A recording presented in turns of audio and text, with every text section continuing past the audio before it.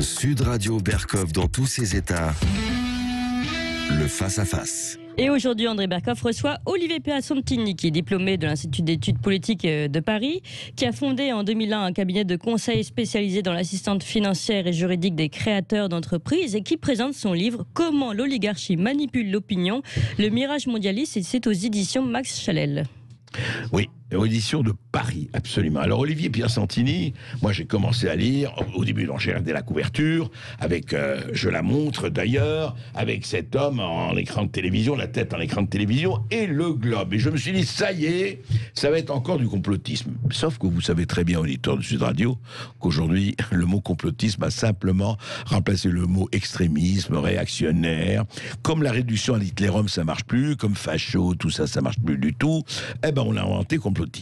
Laissons ça de côté, c'est de l'anecdote. Ce qui est intéressant, c'est qu'Olivier Pierasantini s'y connaît et drôlement en économie et en finance. Il a travaillé dans la banque et dans l'audit financier. Et puis là, il a écrit déjà des livres sur le mondialisme totalitaire. Et là, en fait, Olivier Pierasantini, vous dites, on parle des médias, mais on ne parle pas que des médias.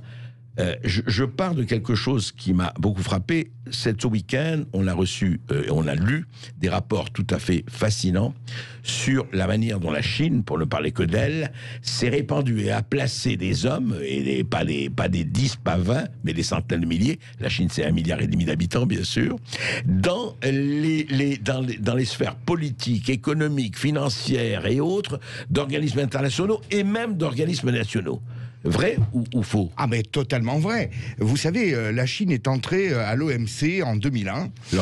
L'Organisation mondiale du commerce. Et à l'époque, Bill Clinton avait salué ça comme un progrès qui allait amener la Chine... C'était en 2001. 2001, ça, 20 oui. ans, quoi. 20 ans. Bon, ouais. Qui allait amener la Chine à rejoindre la communauté internationale et à se fondre dans l'esprit libéral et autres. Et puis, il expliquait que ça allait être aussi profitable pour les États-Unis et les pays occidentaux, parce que ça allait être un réservoir de consommateurs et autres, enfin blabla, bien tout sûr. ce blabla. Bien. Il y a quelques mois, qu'a dit M. Macron, interviewé sur la question? Il a dit, on est en droit de se poser la question, est-ce que c'est le monde qui a changé la Chine, ou est-ce que c'est la Chine qui change le monde? C'est pas un complotiste qui a dit ça. Paraît-il, pas soi-disant, c'est Emmanuel Macron. Donc, on voit bien que le fameux projet mondialiste sur le volet, au moins de l'intégration de la Chine, qui est quand même quelque chose de considérable dans le projet mondialiste, justement, et dans le commerce international, fait un aveu d'échec. Bien.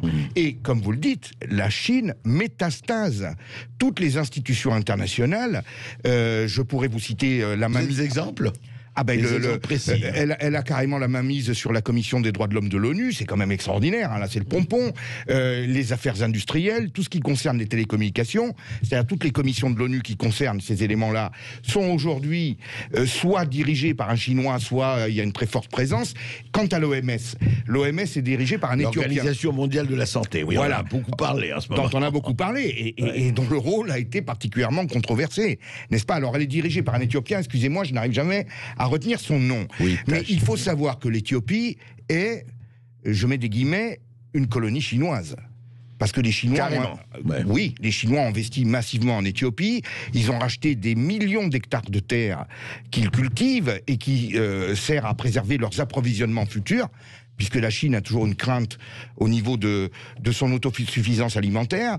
Donc, ce sont des millions d'hectares de terre que les Chinois ont achetés et qu'ils exploitent intensivement. Et pas seulement en Éthiopie, mais en Afrique, dans toute l'Afrique. Hein. En Afrique, mais alors l'Éthiopie, c'est vraiment leur base centrale.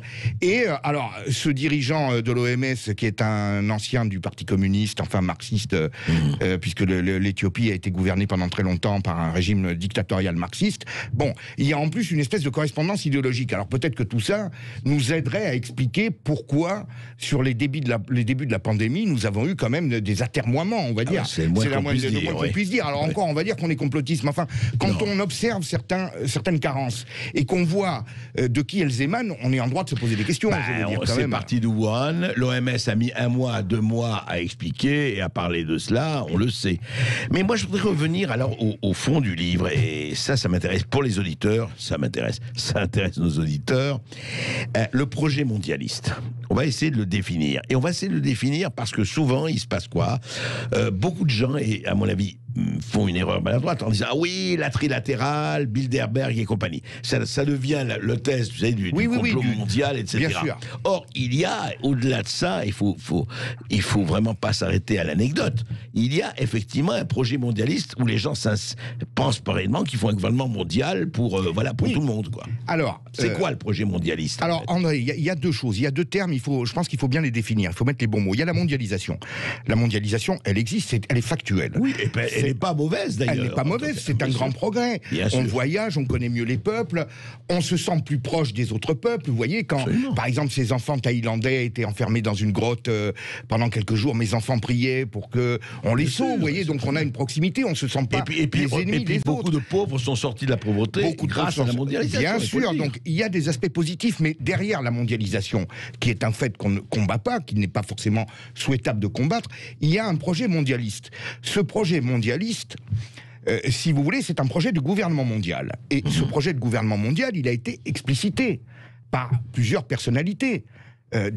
Pas des gens, je dirais, lambda. Oui. Monsieur David Rockefeller, qui l'avait expliqué dans les années 50. Monsieur Warburg, qui était le patron de la chaise Manhattan, qui a dit « Nous sommes pour un gouvernement mondial et ce gouvernement pourrait être dirigé par des banquiers, parce que les banquiers ne font pas pire, ne feront jamais pire que ce que font les politiques actuellement. Donc c'est pas moi qui le dis, c'est le PDG de la chaise Manhattan Bank. Bien, Monsieur Attali a écrit un livre qui s'appelle « Qui gouvernera le monde ?», dans lequel il explique qu'il est souhaitable d'aller vers un gouvernement mondial, parce que, je dirais, un certain nombre de problématiques actuelles, la criminalité, mais alors, le climat, etc. Je me fais, non pas l'avocat d'Attali ou de Warburg, mais après tout, est-ce qu'un gouvernement mondial... Et je pose la question à la personne qui justement a parlé du mirage mondialiste. Est-ce que ça ne résoudrait pas un certain nombre de problèmes?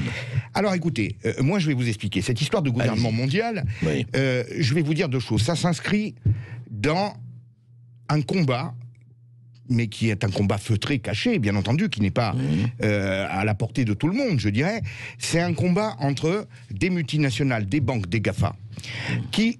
depuis 20, 25, 30 ans, c'est-à-dire depuis l'ouverture des frontières suite à la chute du mur de Berlin, l'effondrement du bloc soviétique, s'enrichissent considérablement. Et sont plus fortes que les États. Et supplantent les États. C'est-à-dire que financièrement, aujourd'hui, vous avez par exemple la capitalisation boursière d'Amazon qui dépasse le montant du PIB de la Suisse. Vous voyez, je dis bien de la Suisse. Oui, pas d'un pays lambda, pas du Pakistan ou de la Suisse. Google, sa capitalisation boursière dépasse celle de la Belgique, donc de pays importants. Et alors, quand on vous dit ça, mais la Suisse, c'est peut-être 8 ou 10 millions de personnes, j'ai pas la population en tête. Amazon, c'est quelques centaines de milliers de salariés. Donc vous voyez l'accumulation des profits qui est liée à ça. Et les États se surendettent de plus en plus pour pallier aux méfaits de la mondialisation qui sont par exemple la désindustrialisation, donc la perte des emplois, la perte des usines. Donc peu à peu, les États s'appauvrissent, les grands groupes s'enrichissent et tiennent les États en dépendance par la dette. Donc, sans vouloir parler de complot, il y a un rapport de force qui engendre nécessairement, et je dirais naturellement, une volonté de la part des nouveaux maîtres du monde, qui sont ceux qui ont l'argent, de s'emparer du pouvoir politique au service de leurs intérêts. Donc, je ne pense pas que ça ce soit souhaitable. Et deuxièmement, André, moi, pourquoi pas un parti politique qui se présente et qui dit, mais nous nous présentons dans le but de faire un gouvernement mondial. Oui, un parti mondialiste. Oui. Mais vous en avez vu un, vous, déjà ? Non, pas vraiment, non. Non, il ne se présente pas comme ça pour la bonne raison que les opinions publiques les rejetteraient. Pas très bien, ça passerait pas. Donc tout ça se fait en coulisses, en catimini, de façon feutrée, de façon insidieuse, d'un point de vue d'évolution politique, d'un point de vue d'évolution économique, d'un point de vue d'évolution culturelle et médiatique. Et c'est ça qui est très inquiétant, puisque cela veut dire que nos souverainetés populaires et notre démocratie sont directement attaquées par ce système. En fait, si je comprends bien, c'est un peu... Enfin, le gouvernement mondialiste, c'est plus de frontières, circulation totale de tout, des hommes, des idées, du reste, etc. Et plus, quelque part, plus d'identité. C'est vraiment les anywhere et les somewhere dont parlait David Goodhart. Exactement, oui. Mais ça je l'explique dans mon livre, c'est-à-dire qu'au niveau de l'identité, qu'est-ce qui se passe? Je vais schématiser bien entendu, hein, par rapport au temps qui nous est imparti. Des multinationales ont deux intérêts: que le monde soit totalement ouvert, qu'il n'y ait pas de barrières douanières et réglementaires. Pourquoi? Parce que leur intérêt, c'est de faire des économies d'échelle, c'est-à-dire de vendre le même produit partout. Donc, qu'est-ce qui peut freiner ça? Ce sont les nations avec les douanes, les réglementations différentes, qui les obligent à chaque fois à s'adapter. Ça représente des coûts. Et la deuxième chose, c'est évidemment la variété et la diversité des cultures. N'est-ce pas? Qui fait que... C'est le plus important, d'ailleurs. C'est même le plus important, qui fait que, par exemple, nous, Français, on va toujours préférer manger notre bonne blanquette de veau, qui vient de l'éleveur du coin, etc. L'Italien, lui, va préférer sa bonne pizza napolitaine, etc.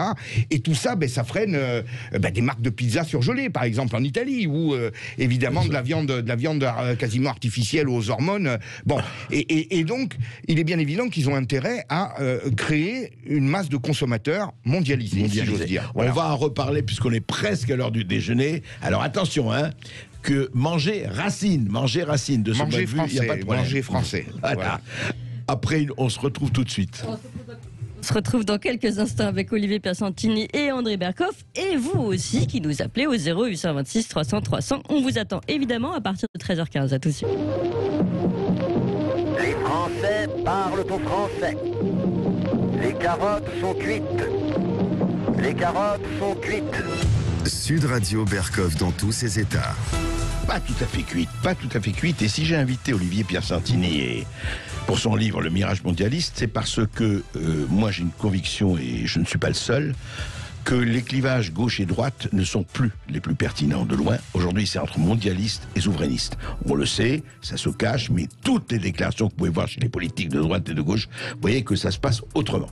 C'est vraiment mondialiste contre souverainiste. Alors, Olivier Piacentini, vous parlez dans votre livre, et vous racontez avec moult faits et chiffres comment effectivement la pensée mondialiste essaye non seulement de gagner du terrain, mais essaye de dire que c'est la seule possible, parce que pour eux il n'y a pas d'alternative. Tout le reste c'est des passéistes, conservateurs, grotesques. Non, du passé faisons table rase. Alors comment ça opère et est-ce que ça marche? Ça a marché pendant très longtemps. Hein, vous le savez, André, puisque comme moi vous avez vous êtes un observateur depuis longtemps. La pensée mondialiste s'est développée et a déroulé son programme d'année en année, mais petit à petit dans les médias, en usant un peu de la technique du voleur chinois ou des dominos qui tombent. C'est-à-dire qu'il y a un premier domino et puis alors après un deuxième. On essaye d'accoutumer peu à peu, si vous voulez, la population à certaines formes de pensée. C'est quoi alors c'est intéressant. C'est quoi les 10 commandements? Enfin, 8 commandements de la pensée mondialiste. Alors, si vous aviez à les définir. Alors, je vais commencer par l'économie, c'est parce que c'est vraiment, et puis je pense que c'est la clé de tout actuellement. Vous avez, en termes, si vous voulez, d'économie, deux clés de voûte absolument inattaquables. Le libre-échangisme et la déflation. La déflation, les deux étant d'ailleurs liés. Hein. Alors le libre-échangisme, c'est très simple, chaque fois que vous dites il faudrait mettre des amendements, essayer de freiner un peu la progression des produits chinois, concurrence déloyale, etc. Bon, eh bien on vous dit, ah mais là, vous êtes un économiste à l'ancienne, c'est l'économie de papa. Alors, on vous sort toujours, si vous voulez, des propos du type, ah oui, mais là, si on met des barrières douanières, par exemple, sur, je ne sais pas, le textile chinois, nos agriculteurs vont y perdre. Oui, toutes des décisions économiques à son versant positif et il y a forcément des contreparties. Mais ce qu'il faut, c'est faire un audit précis de la situation. Moi, je sais qu'est-ce qu'on veut conserver, qu'est-ce qu'on veut. Voilà, braver, et qu'est-ce que ça nous rapporte et qu'est-ce que ça nous coûte. Mais jamais ce travail n'est fait, puisque nos dirigeants sont décidés à nous imposer ce libre-échangisme. Et donc, il n'y a jamais un audit précis de la situation. Bon, sur le libre-échangisme, Donald Trump a prouvé que non seulement le libre-échangisme n'était pas la seule mode de gouvernance économique, mais même que de mettre des amendements et des barrières on l'a vu avec la Chine. Avec la ciblés, Chine, on l'a vu avec la Chine, étaient porteurs, puisque des usines chinoises, des fabricants de composants, de composants électroniques comme Foxconn ont été obligés d'implanter des usines aux États-Unis, puisque ça leur coûtait trop cher d'importer. Donc c'est le retour de l'emploi aux États-Unis. Et là, qu'est-ce qu'on vous dit? Ah oui, mais là, il veut fermer les frontières. Mais non, il ne veut pas fermer les frontières. Il veut créer un rapport de force avec la Chine pour l'obliger à se mettre dans les clous au niveau des normes sanitaires, des normes sociales, des normes environnementales, de tout ce qu'on n'a pas su imposer à la Chine et qui était inclus, si vous voulez, Absolument. dans sa charte d'engagement à l'OMC. Et juste, Olivier Pierre-Settini, c'est pas pour reparler de Trump, mais quand même, une chose aussi, quand on dit on ne peut rien faire contre rien, mais avec le Big Pharma, avec les laboratoires pharmaceutiques, qu'est-ce qu'il a fait? Il a obligé que le prix des médicaments aux États-Unis soit aligné sur la vente aux pays les plus pauvres. Exactement. Il dit, on fera à Washington comme au Sénégal, Et comme voilà. à Dakar. Et donc vous voyez, Ouais. quand vous parlez de Trump et que vous décrivez ce que vous décrivez, on se rend compte que Trump était l'homme qu'il nous fallait, qu'il fallait aux États-Unis, mais Il reste. son inspiration pour imposer ce rapport de force aux grands groupes et aux multinationales et les obliger à respecter les États, à respecter les peuples et les pays qui sont l'origine et qui sont toujours leur principal marché de consommateurs. Le deuxième dôme économique, je dirais, du mondialisme, Oui. c'est la déflation. C'est de dire qu'il faut toujours baisser les coûts, baisser les coûts, baisser les coûts de tout, et toujours on vous dit, par exemple, ah ben oui, mais si on fait ça, le consommateur va y perdre. Vous voyez, si on met les barrières douanières, c'est le consommateur qui va payer. Bien sûr. Sauf que le consommateur, il faut qu'il ait aussi du pouvoir d'achat. Et si le consommateur est au chômage, ou au RSA, qu'on doit endetter le pays pour mettre en place des aides sociales et après faire payer tout ça aux contribuables. C'est ce qui se passe. C'est ce qui se passe. En France, Donc, en fait, vous voyez, le mondialisme veut faire de nous, Européens et Occidentaux, des consommateurs. Notre fonction dans la vaste usine mondiale, le travail, c'est pour les Asiatiques, je schématise un peu, Oui, non, mais et nous sommes des consommateurs. Nous sommes des consommateurs compulsifs parce que la contre-culture nous a amenés, si vous voulez, à préférer les loisirs, les plaisirs, etc. Bon, eh bien, en nous réduisant à cet aspect consommateur, on oublie qu'il faut bien que nous gagnions notre vie. Et que pour gagner notre vie, il faut qu'il y ait des usines. Et donc, il faut qu'on travaille et qu'on se remette au travail. Mais tout ça, évidemment, le mondialisme, je dirais, nous endort dans la société des loisirs et du divertissement. Et, oui, sauf que si on a des problèmes de fin de mois, et malheureusement des millions de Français, pour ne parler que d'eux, ont des problèmes de fin de mois, ils dorment pas très bien. Hein. Ils ne dorment pas très bien, mais pas du tout, on le voit bien. C'est la paupérisation de la France depuis 30 ans est phénoménale. En réalité, un économiste qui s'appelle Philippe Erlin avait écrit un livre sur la réalité de l'évolution du pouvoir d'achat en France, et il avait évalué, en remettant en cause les chiffres de l'INSEE qui sont basés sur un panier qui n'est pas... Il y aurait plus de 25% de perte de pouvoir d'achat moyen ce qui est énorme, depuis le début des années 80. Donc effectivement, il y a un appauvrissement, mais alors le divertissement aussi aujourd'hui est complètement numérisé, c'est-à-dire que on ne sort plus de chez soi. Pour toutes ces masses de gens paupérisés, il y a les claviers, Il y a Netflix et compagnie. Netflix, etc. Voilà. Donc si vous voulez, on s'adapte au niveau de vie du consommateur, et puis on capte l'essentiel de son pouvoir d'achat à travers, je dirais, les prélèvements Netflix, etc. Et alors, de ce point de vue-là, ou sans faire un spécial géopolitique, aujourd'hui, par exemple, comment vous situez, et même à l'intérieur du pays, pour parler de la France, les mondialistes et les souverainistes? C'est-à-dire que, est-ce que la bataille est encore ouverte ou c'est gagné pour les mondialistes? Je pense que la bataille n'est pas du tout gagnée pour les mondialistes. Je suis même très optimiste, André. Mais optimiste à moyen terme. Parce que, voilà, effectivement, le bras de fer entre les grands groupes et les États est engagé. Et effectivement, en termes de moyens, les grands groupes sont en train de prendre le dessus, puisque nos États sont de plus en plus à volo. Mais au sein des opinions publiques, il est bien évident qu'il y a une rébellion depuis quelques années. La poussée populiste est partout. Donald Trump a gagné en 2016. Il aurait perdu cette année, je ne sais pas, mais enfin, le fait est que de toute façon... il aurait perdu avec 10 millions de voix en plus qu'il y a 4 ans. Enfin, voilà, c'est extraordinaire. Bon. Mais admettons même qu'il a perdu. Son courant de pensée s'est grandement enraciné aux États-Unis. Ce n'est pas l'épiphénomène qu'on a voulu nous présenter. Ce n'est pas... Est-ce qu'en Europe de l'Est, à votre avis, les Orban ou les...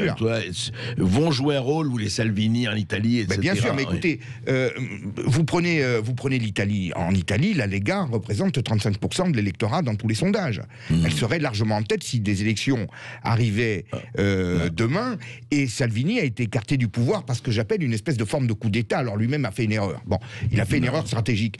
Mais ce qui était étonnant derrière, c'est cette alliance express entre le mouvement 5 étoiles et le Parti démocrate, donc qui équivaut un peu au parti de Macron ou les socialistes français. Et tout d'un coup, on se rabiboche et pof, on le met dehors. Bon, j'appelle ça un espèce de coup d'État qui fait penser au coup d'État qui avait chassé Berlusconi en 2011 pour le remplacer par le banquier de Goldman Sachs, Monti. Et puis, cette espèce de coup d'État, moi j'appelle ça comme ça, qui a propulsé Macron à la tête de notre pays en provoquant, je dirais, cet acharnement sur Fillon, à la fois judiciaire et médiatique, sur Fillon et Marine Le Pen. Donc, si vous voulez, la lutte est engagée. Maintenant, moi, je vais vous dire, le mondialisme ne s'est pas imposé comme ça. C'est pas venu du jour au lendemain. Ça a mis 30 ans. Moi, cette espèce de démondialisation des esprits, je l'observe depuis à peu près 5-6 ans. Peut-être que c'est arrivé avant, mais disons que moi, je commence à me dire, là, ça bouge. Ben, ça va mettre un peu de temps. Ça va mettre du temps. D'autant plus que les mondialistes... Mais vous sentez que les courants sont en train de bouger. Enfin, les lignes sont en train de bouger. Quoi, très clairement. Dans les esprits, dans les... Ouais. Très clairement, mais c'était déjà le cas avant le Covid. Mais quand les gens ont vu pendant le Covid qu'on n'était pas capable d'avoir des masques, c'est-à-dire des carrés en tissu, qu'il fallait qu'on s'inquiète de notre approvisionnement en Doliprane, que les usines... oui, qui étaient en Chine, qui étaient fabriquées en Chine. Qui étaient fabriquées en Chine. Le paracétamol, etc. Voilà, etc. que les usines automobiles ou motos, ou tout ce que vous voulez, craignaient de ne plus être approvisionnées en pièces par la Chine et donc de plus pouvoir tourner. Mais quand on voit ça, ça veut dire que la Chine, en fait, appuie sur un bouton et elle nous détruit du jour au lendemain. C'est ça qu'il faut comprendre. Et ça, c'est bien le mondialisme qui nous a amenés dans cette situation. Donc les gens, voyant tout ça, voient bien que nos pays ne tiennent plus qu'à un fil qui est celui des approvisionnements asiatiques, et un fil qui est celui de nos conditions de financement de nos États, qui sont surendettés et qui, du jour au lendemain, pourraient se retrouver complètement en ruine à cause d'une simple hausse des taux d'intérêt, d'une spéculation qui serait lancée par les banquiers. Donc, si vous voulez, les gens doivent vraiment prendre conscience qu'aujourd'hui, un pays comme la France peut s'écrouler du jour au lendemain. Et quand je dis la France, c'est l'Italie, c'est l'Angleterre, même les États-Unis. Enfin, tous nos pays sont aujourd'hui... juste un mot, ce que nous avait dit d'ailleurs Marc Toiti et d'autres, c'est que les élections allemandes en 2021, si l'Allemagne refuse de mutualiser, eh ben, c'est très mal barré, quoi. Ah, complètement. Non, mais là, c'est très clair. Mais alors là, sur la question de la mutualisation des dettes, on a un autre problème qui est aussi un des avatars du mondialisme, c'est l'Union européenne. L'Union européenne et l'euro. L'Union européenne, comme je dis, c'est un peu un laboratoire du futur gouvernement mondial. Bon, je vous rappelle que l'Union européenne avait été conçue, d'après ce qu'on nous disait, pour assurer la prospérité de l'Europe et lui donner, je dirais, les moyens d'une grande puissance pour rivaliser avec la Chine, la Russie, les États-Unis. Bien. Aujourd'hui, on est en 2020, l'Europe se fait marcher sur les pieds par la Turquie. Oui, on le voit, oui, tous les jours. Donc elle ne concurrence pas la Chine. Elle se fait houspiller par la Turquie, c'est-à-dire lui, il est uni avec personne, il est tout seul, mais par contre, il arrive à nous mettre il est dans l'OTAN. Il est dans l'OTAN. Il est dans l'OTAN, ben voilà, mais oui, mais il joue de sa position, c'est un très grand stratège. Hein. Moi, je trouve qu'il est excellent. Je ne l'aime pas du tout, bien entendu, hein, parce que moi, je défends bien sûr la France. Mais j'admire en tout cas son sens stratégique, et je vois que ce pays, qui est une puissance très moyenne, eh bien, se rit de l'Union européenne. Bon, on va continuer à en parler avec vous, Olivier Piacentini, et Clémence avec les auditeurs. Avec nos amis qui nous écoutent et qui nous appellent au 0826 300 300. C'est le moment de participer, de venir poser des questions à notre invité, évidemment, Olivier Piacentini, avec son livre. Et puis, vous pouvez aussi revenir sur justement ces hospitalisations de force demandées par un représentant de l'État et qui sont en augmentation. Ça pose des vrais problèmes. Et vous pouvez réagir à ce sujet tout de suite. Les Français parlent au français. Les carottes sont cuites. Les carottes sont cuites. Sud Radio Berkov dans tous ses états. Et oui, les Français parlent au français. C'est à vous, chers amis auditeurs, de parler à Sud Radio et de nous téléphoner au 0826 300 300, de poser aussi des questions à notre invité, Olivier Piacentini. Je rappelle son livre « Comment l'oligarchie manipule l'opinion, le mirage mondialiste » et c'est aux éditions de Paris. Alors tout de suite, on file au standard et on donne la parole à Nicolas de Bastia. Bonjour Nicolas. Bonjour Nicolas. Allô, bonjour. Oui, je vous appelle de Bastia. Je voudrais saluer M. Berkov et M. Piacentini pour organiser cette excellente discussion autour de ce sujet. Et je voudrais apporter mon sentiment sur la question de mondialisme. Oui. Je pense qu'on a un problème de calendrier vis-à-vis de ça parce que, en fait, les effets d'annonce de M. Attali et d'autres responsables politiques ou tout simplement publics autour de cette question sont en réalité des constats de fait. Et qu'aujourd'hui, nous arrivons à la fin de ce système-là, et on observe, on va dire, toutes les exactions de ce système avec justement des internements dont on a parlé tout à l'heure de M. Fortillan, avec l'accélération de tous les processus comme la vaccination qui arrive avec très peu de recul sur le vaccin. Et qu'en fait, si on regarde le gouvernement mondial et le mondialisme comme étant quelque chose à advenir, nous sommes dans l'erreur. Il était déjà là. Il y avait des lobbyistes qui travaillaient dans le sens à promouvoir tous les accords internationaux comme ALENA, comme celui qui concerne l'Amérique du Nord et l'Europe. Ils se sont mis en place. Ouais. Voilà. On n'a jamais réussi à interdire, par exemple, les entreprises comme Monsanto ou Bayer à s'associer et nous vendre des produits avec des pesticides, etc. Tout ça, c'était déjà en place. On a des banques centralisées, on a tous les accords qui nous engagent au niveau de la dette commune, etc. Et du coup, j'aimerais juste dire que ce qui se passe actuellement aux États-Unis est un point pivot, on va dire, de l'avenir du monde suivant, celui de la fin de l'idée mondialiste, puisqu'elle est déjà sur le point de s'effondrer. Alors, Olivier Piacentini, vous partagez l'opinion de Nicolas? Je pense que l'opinion de Nicolas est très éclairée et c'est un très bon observateur, mais ça ne m'étonne pas, c'est parce qu'il est corse. Et d'ailleurs, j'en profite pour dire ça bonjour y est, à tous mes l'identité amis corse. corse Oui, ben voilà, bonjour c'est très bien. à Nicolas et à toute la Corse. Alors, vous avez bien raison, c'est fait des années que c'est en place et des observateurs avisés comme vous sont capables de déceler exactement ce qu'il passe. Et moi, je dirais même que depuis que les populistes commencent à monter et représentent une très grosse crainte pour tous ces gens, une peur immense, et c'est une peur panique quand ils ont vu le Brexit, quand ils ont vu Trump, etc. Ils essayent de l'autre côté d'accélérer leur programme, c'est-à-dire d'accélérer leur calendrier pour prendre les devants et prendre, je dirais, ces mouvements populistes de vitesse. Mais en accélérant trop leur programme, ils ont pris le risque de se démasquer. C'est bien le cas de le dire, c'est-à-dire que là, on n'était plus dans la technique du voleur chinois où petit à petit on fait passer les choses. Là, tout d'un coup, on essaye de faire vite parce qu'on ne sait pas de quoi demain sera fait. Moi, je vais vous faire une petite remarque. Emmanuel Macron a l'autre jour parlé sur le Média Brut, je crois. Oui.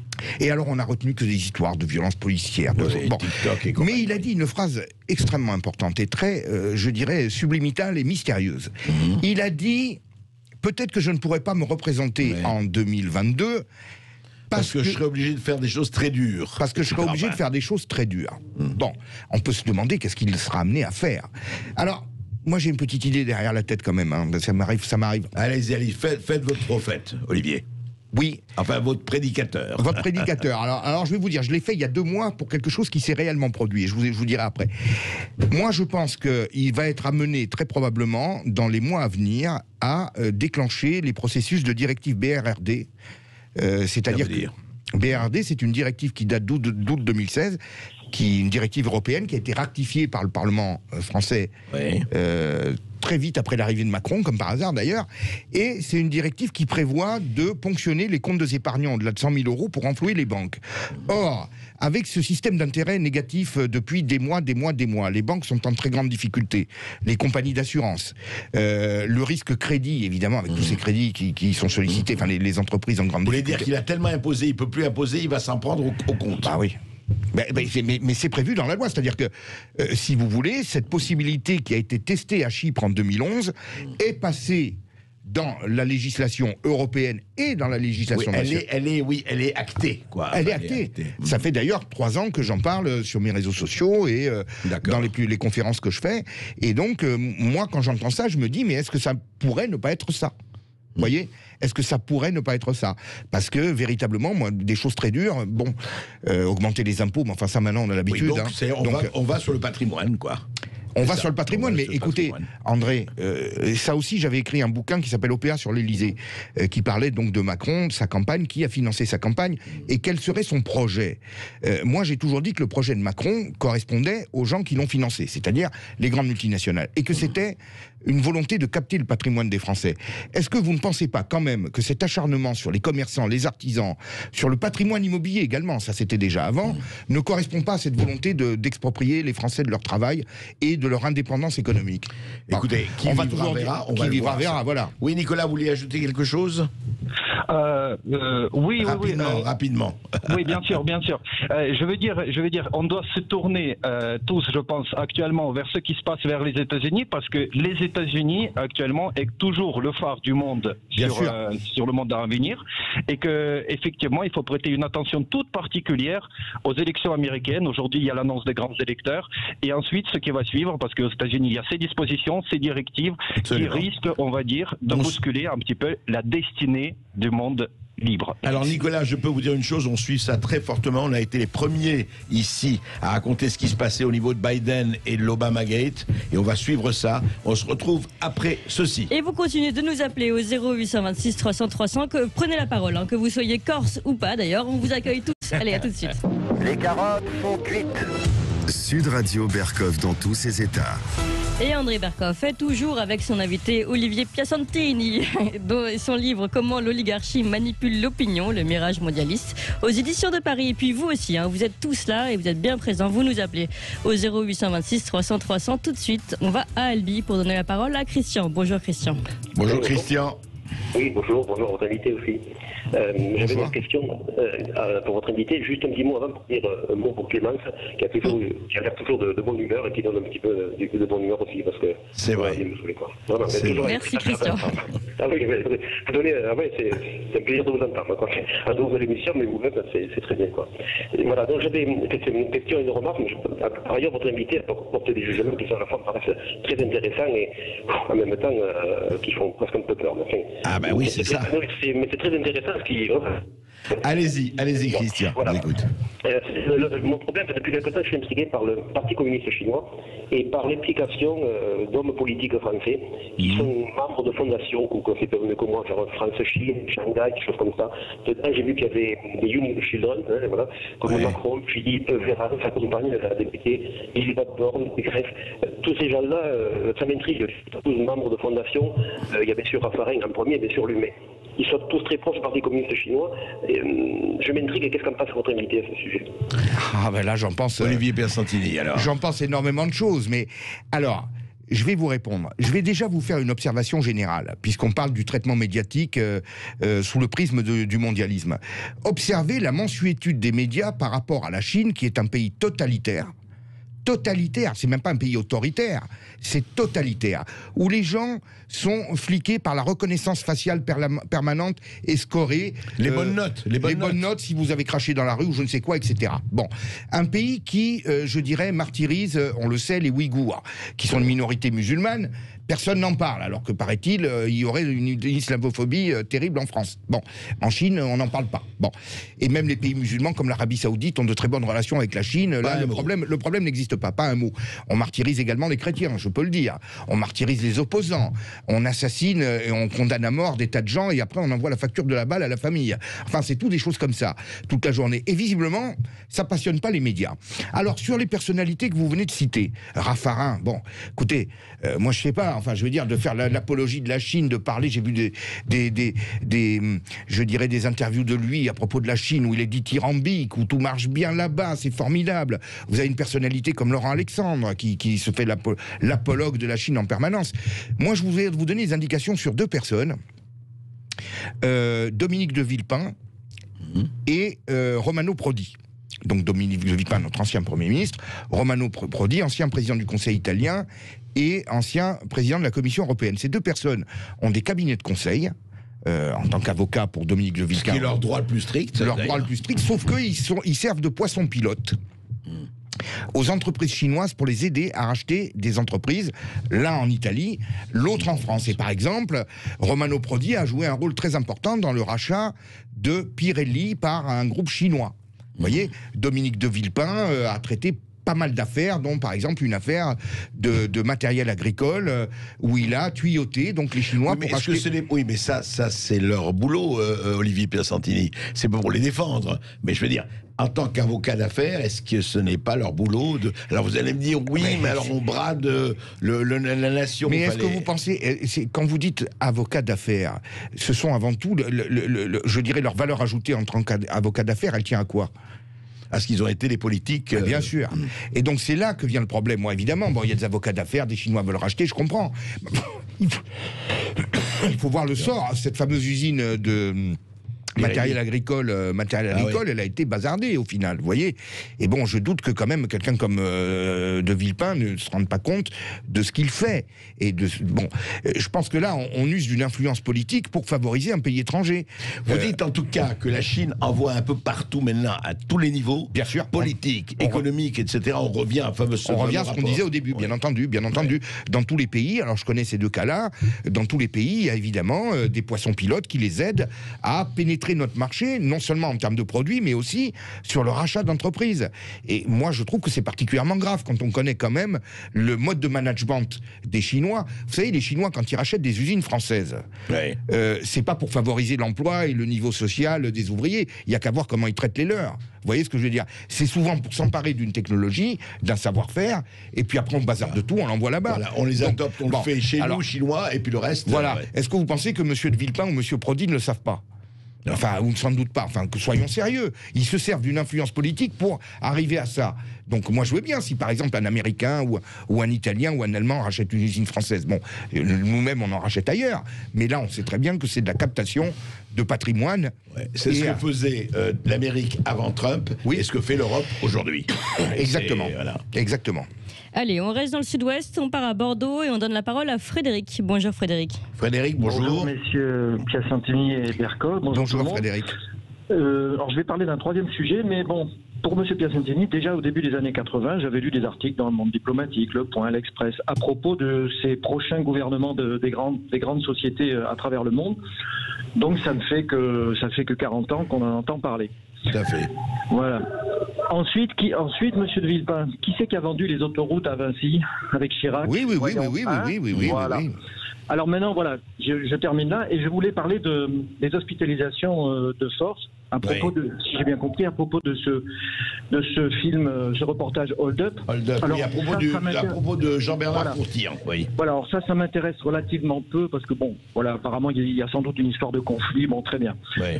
Moi, j'ai terminé ma carrière d'infirmier en psychiatrie là ces 12 dernières années. J'ai terminé au mois de juin. Oui. Et ce que j'ai vécu et vu et subi avec ce qu'a installé Sarkozy, la judiciarisation des actes médicaux, c'est-à-dire donc les personnes qui sont hospitalisées d'office, SDT, soit à la demande d'un tiers, SDRE, soit à la demande d'un responsable de l'État. Et le problème maintenant, c'est que c'est contrôlé par des juges. Et cette judiciarisation est complètement folle. Parce que donc on met sous tutelle la décision des médecins qui connaissent leur travail, et des juges qui n'y connaissent rien. L'avocat que j'ai entendu parler là, qui expliquait son truc, mais il était mauvais, il ne connaissait rien. Il parlait. Vous voulez dire que vous pensez que le juge ne peut pas défendre quand même? Mais il n'y a rien à défendre. Quelqu'un que l'on hospitalise de force, c'est qu'il y a eu des soucis graves, soit pour lui, soit à l'encontre d'autres personnes, et on l'hospitalise. Très bien. Il y a des contrôles. Il y a un certificat médical à 24 heures, 72 heures, 1 mois, 6 mois, etc. Au fil des ans. Il peut y avoir, parce que les médecins contrôlent ce qu'ils font. Et ensuite, lorsqu'ils estiment que la personne va mieux, on peut le faire sortir. Alors évidemment, de temps en temps, il y a certainement, c'est arrivé sûrement comme partout, un certificat qui est arrivé un peu trop tard, un patient qui est resté un petit peu trop longtemps en hospitalisation forcée, etc. Mais la psychiatrie, l'hospitalisation forcée, voire même l'enfermement, voire même attacher les personnes, c'est absolument nécessaire pour tout un tas de raisons, parce que lorsqu'une personne n'arrive plus à mentaliser, que ce soit un jeune gamin qui a passé sa vie dans une famille de poil, quand il ne peut pas raisonner, eh bien ça part en vrille. Frédéric, je vous écoute, on vous écoute très bien, mais vous ne pensez pas, franchement, moi je veux bien que les médecins soient tous absolument honnêtes et tout, mais il ne peut pas y avoir des abus quand même. Vous savez qu'il y a eu des abus. Vous savez mais qu'il y ait 1 ou 2 ou 3 ou 10 abus sur l'ensemble du territoire, c'est pas le problème. Encore une fois, on pourrit le fonctionnement de tout un système pour 3 pelés qui font des erreurs. Et s'il y a des abus, très bien, on les fait juger, on les met devant un juge. Ok, mais mettre le juge partout, c'est absolument dramatique. En psychiatrie, en plus, il y a des pathologies, des personnes qui ont des problématiques à composante paranoïaque ou psychopathique. Je peux vous dire qu'ils s'en servent. Parce que ça, c'est un régal pour eux d'essayer de jouer avec les juges, justement, pour essayer. Moi, j'ai accompagné plusieurs fois des personnes devant le juge lorsqu'il venait une fois par semaine dans mon hôpital. Le juge, il comprend rien. Il prend le certificat du médecin. Le médecin, il y a marqué, bon voilà, on continue les soins pour monsieur ou madame machin, et puis terminé. Voilà.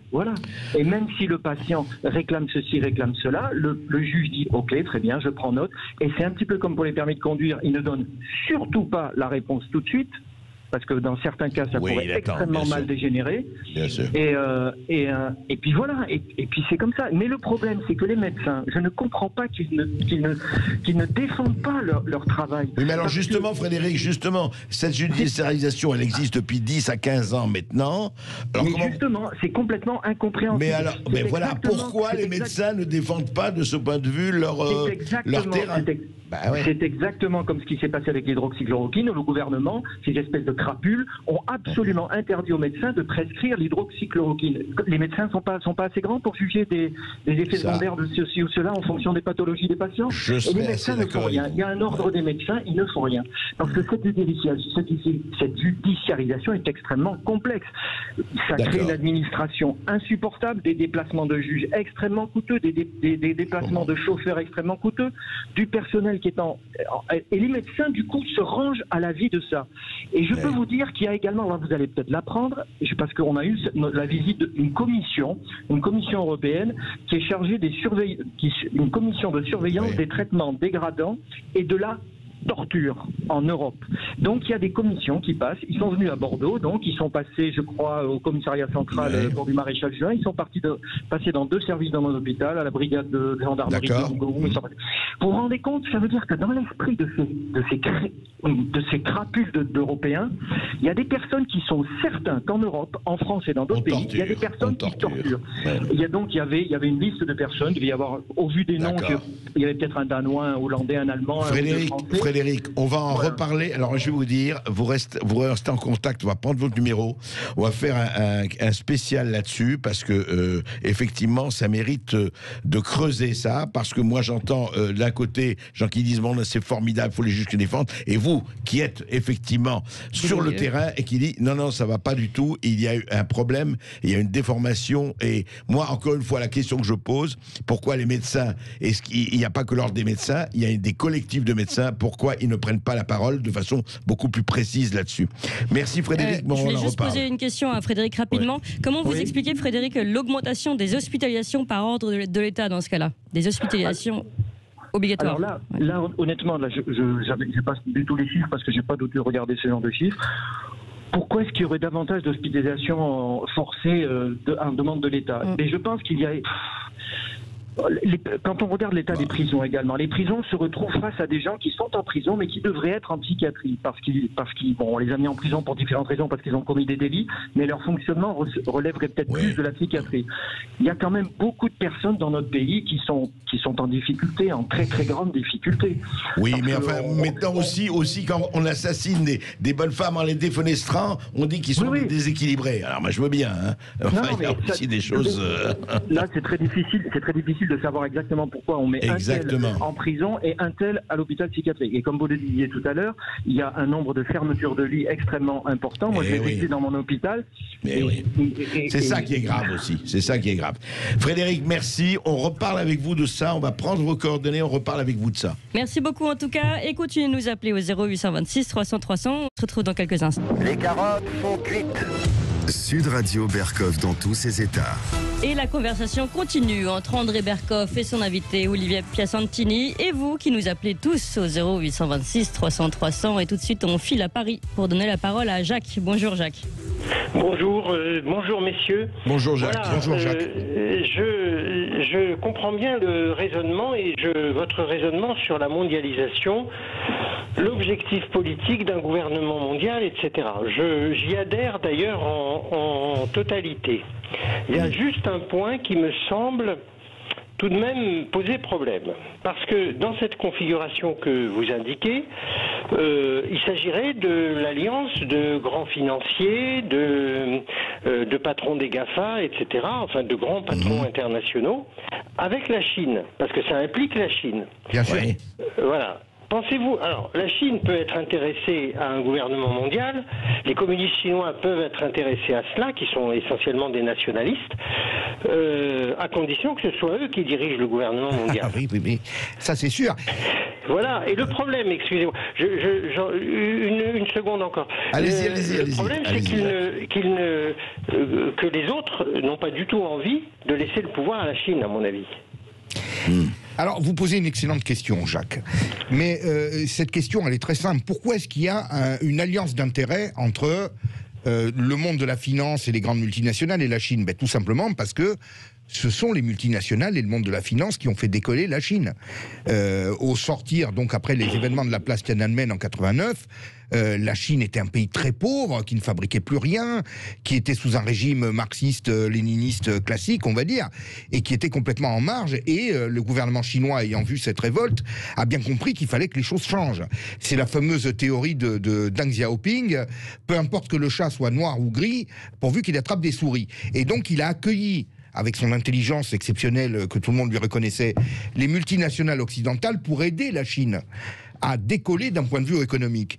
Et la Chine est devenue, dans un premier temps, le sous-traitant, je dirais, de ces multinationales occidentales. Et elle a eu cette politique, c'est-à-dire qu'elle n'a pas distribué, je dirais, les profits qu'elle tirait des exportations à sa population, enfin, en tout cas dans une proportion moindre. Elle a investi dans sa montée en gamme, et donc aujourd'hui est devenu en 20 ans non seulement un sous-traitant qui fabrique des brosses à cheveux ou des t-shirts, mais un pays qui nous concurrence en termes des technologies, y compris l'espace, l'aviation, l'automobile. Pardon, il y a des GAFA chinois, Olivier Pierre. Et maintenant il y a des GAFA chinois, absolument. Et la 5G, etc. Ça, ouais, bon, donc effectivement il y a un aspect concurrentiel, si vous voulez, par certains aspects. Mais la collusion entre les multinationales et la Chine perdure. On le voit bien quand on perçoit à quel point les médias américains se sont attaqués à Trump, qui est l'ennemi numéro 1, je dirais, de l'importation chinoise massive.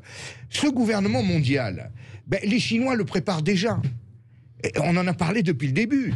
Quand on vous dit qu'il métastase toutes les institutions internationales, l'ONU, l'OMC, l'OMS, l'UNESCO, je veux dire, les commissions de droits de l'homme, il est bien évident qu'il se prépare. Et puis l'espionnage. Il se prépare à avoir dans ce gouvernement mondial, l'espionnage évidemment, dans ce gouvernement mondial qui, je dirais, va émerger des institutions qui sont déjà en place, il se prépare à détenir les clés et à partager très probablement les clés avec les multinationales qui sont bien conscientes qu'ils ne pourront pas avoir tout en main et évincer un pouvoir chinois comme ça. Donc vous avez raison.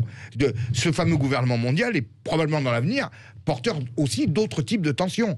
Mais le fait est que pour le moment, n'étant pas encore abouti, il y a une collusion d'intérêts pour affaisser la puissance des nations occidentales, et cette collusion d'intérêts, elle est partagée par la Chine et par les multinationales. Ce que les marxistes appellent alliance objective. Alliance objective, absolument. Absolument. Allez, on retourne au standard. On va donner la parole à Aurore qui nous appelle d'Occitanie. Bonjour Aurore. Oui, bonjour Aurore. Oui, bonjour Clémence, bonjour André Berkoff. Bonjour. Je suis ravie et très très honorée de vous avoir. Je fais beaucoup de pubs vous concernant, voilà. Merci. Alors, Merci, moi, je vous en prie. Moi, j'interviens au sujet du professeur Fourtillan. Oui. Alors, je suis soignante, donc il a été hospitalisé contraint et forcé. C'est ce que nous on appelle un HO, c'est-à-dire hospitalisation d'office. Bon, avant, on appelait ça camisole de force et tout. Aujourd'hui, on appelle ça décontention. Je pense que... Donc, comme je disais à votre adorable standardiste... Emmanuel, voilà, qui est un garçon charmant, adorable. Moi, je suis très, très inquiète au sujet de la suite des événements concernant le professeur Fourtillan. Pourquoi vous êtes inquiète? Alors, vous pensez que on va oui, allez-y. Oui, on va le laisser en détention. Voilà. Donc, je crois qu'on va lui faire des injections de molécules XY. Donc, cet homme, si un jour il sort, par la bonne volonté de on ne sait pas trop qui, ou du moins je ne vais pas me prononcer, sera-t-il le professeur Fourtillan de toujours, ou sera-t-il à l'état d'un légume? Et moi, je dis... Mais est-ce que vous... Pardon, Aurore, juste un mot. Vous pensez qu'on en est encore à l'époque de Camille Claudel, où l'on enfermait les gens et on les bourrait à l'époque, évidemment, je ne sais pas. Vous pensez franchement qu'il n'y a pas des juges et des gens, d'ailleurs, comme vous, parce qu'avec Jean-Bernard Fourtillan, il y a eu énormément de gens qui ont réagi, des manifestations, des sit-ins devant l'hôpital. Donc, on n'est pas à l'époque où on enfermait les gens et personne ne bougeait. Mais personne sait. D'ailleurs, moi j'ai entendu sa famille, on ne sait rien. Sa famille est très très inquiète au sujet, ne serait-ce que son épouse de son mari. Son fils est très très inquiet pour son père. Bon, donc moi, je suis au courant de son traitement, de ces patchs qu'il avait, on va dire entre guillemets, inventés. Donc avec le professeur Joyeux, qui était, disons, plus ou moins à base de produits naturels. Donc je pense que cette dérive totalitaire où ce pauvre homme est tombé, en fait, ce n'est pas dû à ça. Moi, je dis tout simplement que c'est dû au fait qu'il s'est attaqué à l'Institut Pasteur et également qu'il a osé, qu'il a eu le courage, l'audace, la force de s'exprimer sur le documentaire Hold Up. Et ça lui a coûté très cher. Oui, alors écoutez, moi on va pas se prononcer sur ce qui l'oppose, si c'est lui qui a raison, l'Institut Pasteur a raison et l'Ordre des médecins. Moi je ne prends pas position, n'étant pas médecin, ne connaissant pas l'affaire, je l'ai dit au début de cette émission, nous on a exposé l'affaire, on est très très peu à avoir exposé la chose. Maintenant après, je pense franchement, Aurore, et j'espère en tout cas, qu'il y a suffisamment de contre-pouvoirs encore dans ce pays pour réagir à ça. En tout cas je l'espère. Et on verra qui a raison, qui a tort, parce que il s'est fait traiter effectivement de charlatan par l'Ordre des médecins, d'autres le défendent et l'ont défendu. On va voir ce qui va se passer et j'espère qu'en tout cas que justice soit rendue d'une manière ou d'une autre. Mais nous, on n'a pas vous avez votre opinion et votre opinion, vous avez le droit, mais on n'a pas, nous, à prendre parti là-dessus encore par rapport, je veux dire, au fond du problème, ça veut dire les positions qu'il a prises par rapport effectivement aux injections, enfin aux vaccins, etc. Aurore, en tout cas, vous suivez l'affaire, vous, ça c'est clair. Oui. Moi, je la suis de très près. Je suis scandalisée.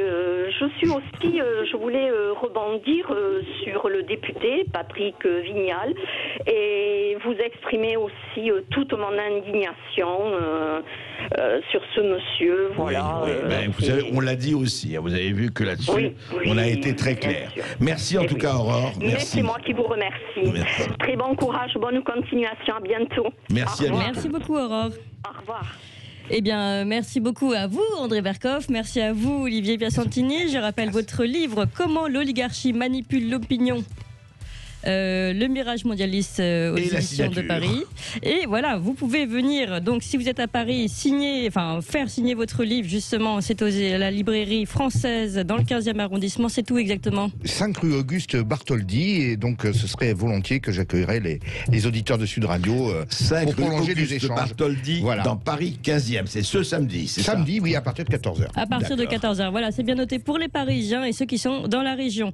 En attendant, vous pouvez tous réécouter cette émission en podcast sur Sud Radio, sur YouTube évidemment. Et puis demain, attention, elle s'est mise en retrait de la politique, mais elle continue de combattre dans le combat des idées. C'est Marion Maréchal.